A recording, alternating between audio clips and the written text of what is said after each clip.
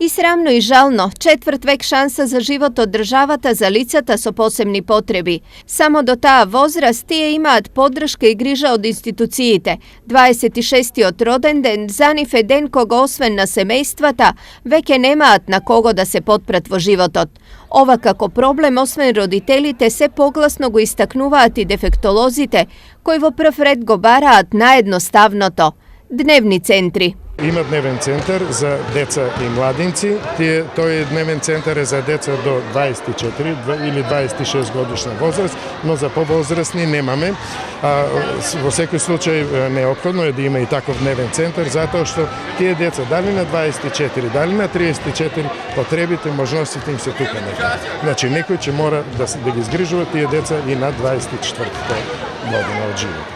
Во земјава згрижувањето на децата со посебни потреби оди паралелно со можноста за здравствено покривање на граѓаните кои до 25 години можат да бидат осигурени преку еден од нивните родители.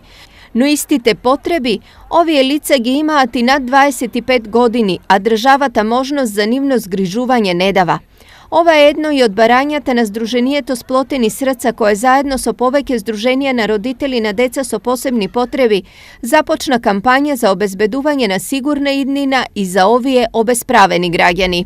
Имаме предложено и државата со меѓународно признати конвенции има подпишано, меѓутоа моментално уште се е тоа на хартија или е само, како да се каже, едно од работите за кое што не мора државата да издвои средства, тоа е што со нашите деца после нас.